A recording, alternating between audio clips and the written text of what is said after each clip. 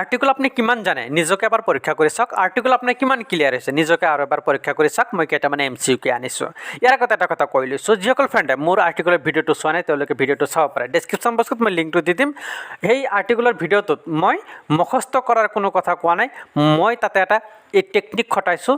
সেই এটা টেকনিক ছবিৰ মাধ্যমত আৰ্টিকলটো মই ক্লিয়াৰ কৰি দিছোঁ অতি সহজভাৱে। আপোনালোকে চাব পাৰে। ডেছক্ৰিপশ্যন বক্সত লিংকটো দি দিম। বলক আমি এতিয়া আমাৰ ভিডিঅ'টো আৰম্ভ কৰোঁ। এইটো যদি আমি প্ৰথমটো প্ৰশ্ন চাওঁ, I live it at office. মই এইটো ইয়াতে এৰিছিলোঁ। ইয়াতে চাব, ইয়াতে আৰ্টিকল কোনটো হ'ব? এ এন দা নো আৰ্টিকল নেডেড, মানে ইয়াতে আৰ্টিকলৰ দৰকাৰ নাই। এ হ'ব নেকি, নে এন হ'ব নে দা হ'ব? এ এন এই দুটাই কি বুজায়? এটা বস্তু বুজায়, যিকোনো এটা বস্তু। তেতিয়াহ'লে ইয়াতে I live it at office, মই এইটো ইয়াতে এৰিছিলোঁ। ইয়াতে যদি আপুনি দিয়ে এ অফিচ মানে এটা অফিচ, মই এইটো এটা অফিচত এৰিছোঁ, মিলে নেকি বস্তুটো? ইয়াতে যিহেতু নিৰ্দিষ্টকৈ কোৱা হৈছে যে মই এইটো অফিচতে এৰিছোঁ, তেতিয়াহ'লে ইয়াতে দা হ'ব। যি বস্তু আমি বা যিটো বাক্যত আমি চাম যে কোনো এটা বস্তুক জোৰকৈ বুজাব বা বস্তুটো আপুনি চিনি পায় বা নিৰ্দিষ্ট, তেনে শব্দবিলাকৰ আগত কি হয়? দা বহে। মোৰ ভিডিঅ'টোত ডিটেইলছ দিয়া আছে, চাই ল'ব। ইয়াতে তো গোটেইখিনি ক'ব পৰা নাযায়। 2 নম্বৰটো যদি আমি চাওঁ, হি ইজ ডক্টৰ। ইয়াতে কি হ'ব? He is a an the no needed article. ইয়াতেতো এইটো নহ'ব, হি ইজ। ইয়াতে চিধা কথা, হি ইজ এ ডক্টৰ। এনটো নহয়, কাৰণ এনটো কোনবিলাক শব্দৰ আগত বহে? কোনবিলাক শব্দৰ আগত? যিবিলাক শব্দ ভাৱেলেৰে আৰম্ভ হয়, মানে এ ই আই এই 5টা আখৰেৰে যদি কোনো শব্দ আৰম্ভ হয় তাৰ আগতহে এন বহিব। অন্যথাই যিহেতু সি এজন ডাক্তৰ, সি ডাক্তৰ, ইয়াতে আমি এ লগাই দিলে সি এজন ডাক্তৰ হৈ যাব। নিশ্চয় বুজি পাইছে? চাওক, he drives at speed of 90 miles hour।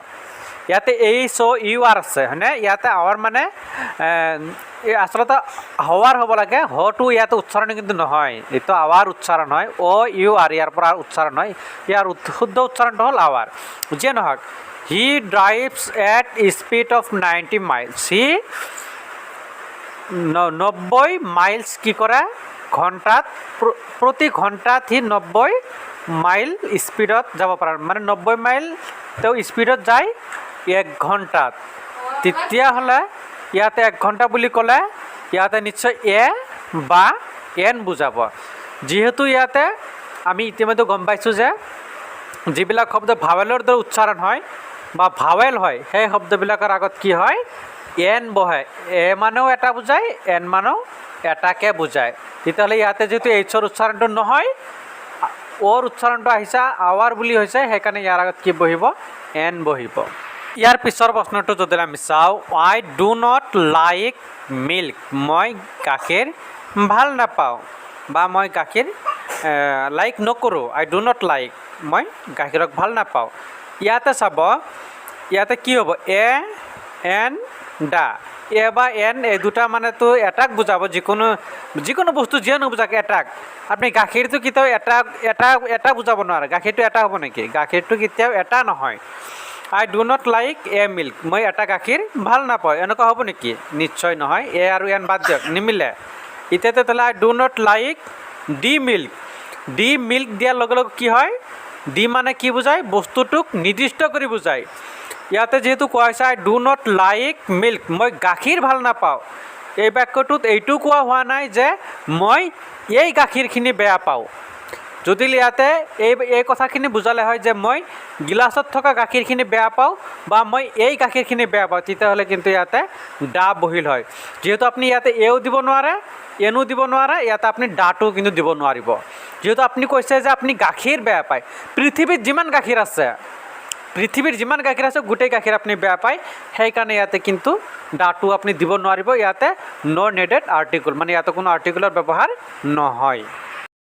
ইয়াৰ পিছৰ প্ৰশ্নটো যদি আমি চাওঁ, Akbar was honest king. Akbar এজন সাধু। অনেষ্ট মানে সাধু বা মহৎ বা সৎ। আকবৰ এজন মহৎ বা সৎ ৰজা আছিলে।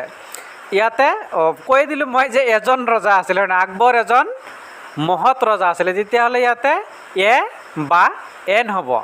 তেতিয়াহ'লে যিহেতু ইয়াতে অনেষ্ট এইচটো যদিও আছে, এইচৰ উচ্চাৰণ হোৱা নাই, এইচটো থাকা নাথাকা ইয়াৰ কোনো ভেলু নাই। ইয়াৰ উচ্চাৰণটো আহিছে অনেষ্ট, ONEST, ইয়াৰ পৰা আহিছে। সেইকাৰণে ইয়াৰ আগত কিন্তু এ নবহে, ইয়াৰ সলনি এন বহিব। যিহেতু এইচটো ইয়াতে কোনো কাম কৰা নাই, এইচৰ সলনি অ'টোৱে কাম কৰিছে, মানে ভাৱেলটোৱে কাম কৰিছে। যিহেতু ভাৱেলটোৱে কাম কৰিছে, ইয়াৰ আগত আমি এন দিব লাগিব। নিশ্চয় বুজি পাইছে? এনেকুৱা ধৰণৰ সমাধানবোৰ মোৰ ভিডিঅ'ত দিয়া আছে। যিসকলে ভিডিঅ' চোৱা নাই চাব পাৰে, মই ডেছক্ৰিপশ্যন বক্সত লিংকটো দিয়া আছে। এতিয়া আমি চাব লাগে ইয়াৰ পিছৰ প্ৰশ্নটো। ইয়াতে কোৱা হৈছে যে আই এম ইউনিভাৰ্চিটি ষ্টুডেণ্ট, মই এজন ইউনিভাৰ্চিটিৰ মানে বিশ্ববিদ্যালয়ৰ ছাত্ৰ। মই বিশ্ববিদ্যালয়ৰ ছাত্ৰ। অসমীয়াত যেতিয়া আমি কথাৰ বাক্যটো কৈছোঁ, মই বিশ্ববিদ্যালয়ৰ ছাত্ৰ বুলি কওঁতে আপুনি নিশ্চয় ধৰিব পাৰিছে, ইয়াতে মই এজন বিশ্ববিদ্যালয়ৰ ছাত্ৰ হ'লেহে বাক্যটো শুদ্ধ হ'ব বা শুৱলা হ'ব। তেতিয়াহ'লে ইয়াতে মই এজন মানে কি, এ বা এন। ইয়াতে যিহেতু কি আছে, ভাৱেল আছে, ইউ আছে। আমি নিয়মত কি পাইছিলোঁ যে ইউৰ দুটা নিয়ম আছিলে। যে এটা নিয়ম কি, যে ইউটো যদি ইউৰ নিচিনাই উচ্চাৰণ হয়, তেতিয়াহ'লে ইয়াৰ আগত কি বহে, এ বহে। আৰু ইউৰ উচ্চাৰণটো যদি সলনি হয়, তেতিয়াহ'লে তাৰ আগতহে এন বহিব। ইউৰ কিন্তু দুটাই নিয়ম আছিলে। মোৰ ভিডিঅ'টোত বহুত ধুনীয়াকৈ কৈ দিয়া হৈছে যে ইউৰ দুটা নিয়ম। এটা নিয়ম হ'ল যে ইউৰ যদি উচ্চাৰণ সলনি হয়, তেতিয়াহ'লে তাৰ আগত এন বহিব, আৰু যদি ইউৰ উচ্চাৰণ সলনি নহয়, তেতিয়াহ'লে তাৰ আগত এ বহিব। ইয়াতে কোৱা হ'ল যে I M A university student, university. ইয়াতে ইউৰ কিন্তু উচ্চাৰণ সলনি হোৱা নাই, সেইকাৰণে ইয়াতে এ বহিব। যদি ইউৰ উচ্চাৰণ সলনি হ'লে হয়, আমি এন দিলোঁ হয়। নিশ্চয় বুজি পাইছে?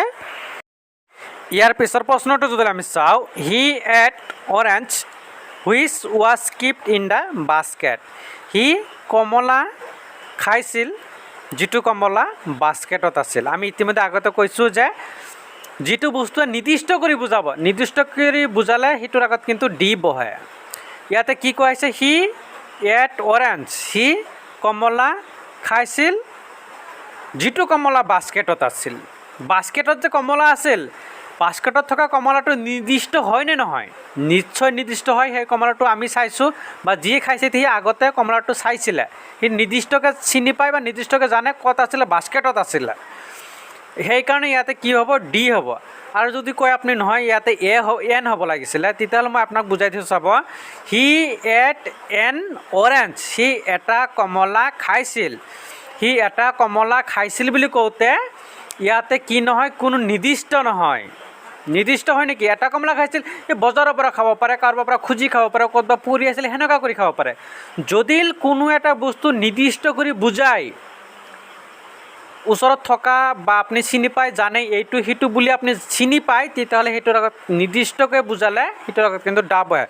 যিহেতু ইয়াতে নিৰ্দিষ্টকৈ বুজাইছে, সি কোনটো কমলা খাইছে, যিটো কমলা বাস্কেটত আছিলে। যিটো কমলা বাস্কেটত আছিলে সেই কমলাটোহে সি খাইছে। মানে বাস্কেটত থকা কমলাখিনি নিৰ্দিষ্ট হয় নহয়, সি চিনি পাই কোনোবাই আনি থৈছে। সেইকাৰণে ইয়াতে এইটো দিলে নিমিলে। মই অসমীয়াত কৈ দিছোঁ, চাব, সি এটা কমলা খাইছিল, যিটো কমলা বাস্কেটত আছিল। বস্তুটো নিমিলে। এইটো এনেকুৱাকৈ মিলিব, সি কমলাটো খাইছিল, যিটো বাস্কেটত আছিল। এনেকুৱাকৈ এইটোহে শুদ্ধ হ'ব। ইয়াৰ পিছৰটো যদি আমি চাওঁ, গল্ড ইজ প্ৰিচিয়াছ মেটেল। এইটো একেবাৰে সহজ। সোণ এবিধ মূল্যৱান ধাতু। সোণ এবিধে হ'ব, সোণ এবিধ মূল্যৱান ধাতু। তেতিয়াহ'লে ইয়াতে কি হ'ব, এ এন দা কি হ'ব? ইয়াতে নিশ্চয় আপোনালোকে ধৰিব পাৰিছে, ইয়াতে কিন্তু এ হ'ব, গল্ড ইজ প্ৰেচিয়াছ মেটেল। ইয়াৰ পিছৰ প্ৰশ্নটো যদি আমি চাওঁ, মেন ইজ মৰ্টেল। ইয়াত কি হ'ব, এ এন দা ন নেডেড আৰ্টিকল। ইয়াতে চাব আপোনালোকে এটা কথা মন দিব, মেন ইজ মৰ্টেল, মানুহ মৰণশীল বা মানুহ মৰে। ইয়াত আপুনি কি দিব, এ দিলে কি হ'ব, এজন মানুহ মৰে। বা এন দিলেও এনটো নহয়, এন যিহেতু ভাৱেলৰ আগতে হয়। এ দিলে কি, এজন মানুহ মৰে। দা দিলে নিৰ্দিষ্টকৈ বুজাব যে সেইজন মানুহে মৰে। এতিয়া কি হ'ব তেতিয়াহ'লে, ইয়াতে নিশ্চয় ন নেডেড আৰ্টিকল, ইয়াতে আৰ্টিকলৰ কোনো দৰকাৰ নাই। মেন ইজ মৰ্টেল, মানুহ মৰণশীল, মানুহ মৰিবই। ইয়াতে এজন মানুহ নমৰে, কোনো এজন নিৰ্দিষ্ট মানুহ নমৰে, পৃথিৱীৰ গোটেই মানুহ মৰিবই। ইয়াৰ পিছৰ প্ৰশ্নটো যদি আমি চাওঁ, ইয়াতে সুধিছে যে আৰ ইউ ড্ৰাইভিং কাৰ। প্ৰশ্নটো কি সুধিছে যে আপুনি গাড়ী চলাব জানেনে। ইয়াতে যদি মই এটো লগাই দিওঁ, আপুনি এটা গাড়ী চলাব জানেনে, বাক্যটো মিলিছে নেকি? নিশ্চয়কৈ মিলা নাই। তেতিয়াহ'লে এ মানে এটা, হয়নে নহয়? এন মানেও কিন্তু এটা। ইয়াতে এ বা এন যদি আমি দিওঁ, বাক্যটো এনেকুৱা হ'ব যে আপুনি এটা গাড়ী চলাব জানে নেকি। আপোনাকতো কোনোৱে এনেকুৱা ধৰণৰ প্ৰশ্ন নুসুধে যে আপুনি এটা গাড়ী চলাব জানে নেকি, নিশ্চয় এনেকুৱাকৈ সোধে। তেতিয়াহ'লে ইয়াতে এ বা এন আপুনি দিব নোৱাৰিব, কিয়নো আপোনাক কোনোৱে নুসুধে যে আপুনি এটা গাড়ী চলাব জানে নেকি। তেতিয়াহ'লে আপুনি দা দিব নেকি। ডি যদি দিয়ে চাব, ডি মানে নিৰ্দিষ্টকৈ বুজায়, এইটো গাড়ী সেইটো গাড়ী বা ফিল্ডত থকা গাড়ী, মানে গাড়ীটো নিৰ্দিষ্ট হ'ব লাগিব যে সেইটো গাড়ী আপুনি চলাব জানে নেকি। আপোনাক নিশ্চয় এনেকুৱাকৈও প্ৰশ্ন নকৰে। কোনোবাই যদি আপোনাক প্ৰশ্ন কৰে, আপোনাক এনেকুৱাকৈ সুধিব যে আপুনি গাড়ী চলাব জানে নেকি। মানে পৃথিৱীৰ যিমান গাড়ী আছে, বাইক, স্কুটাৰ, আপোনাৰ বাছ গাড়ী, ট্ৰাক গাড়ী, যিমান যি আছে, সেনেকুৱাকৈ সোধে যে আপুনি গাড়ী চলাব জানে নেকি। তেতিয়াহ'লে ইয়াত আমি গম পালোঁ এ, এন, দা, আমি তিনিটাৰ ভিতৰত এটাও বহাব নোৱাৰিম। ইয়াত আমি দিব লাগিব ন আৰ্টিকুল নেডেড, মানে ইয়াত আৰ্টিকুলৰ কোনো দৰকাৰ নাই। তো ভালে থাকিব, ধন্যবাদ। ক'ৰবাত যদি বুজাত প্ৰব্লেম হৈছে অৱশ্যই কমেণ্ট কৰিব। আকৌ এবাৰ ধন্যবাদ।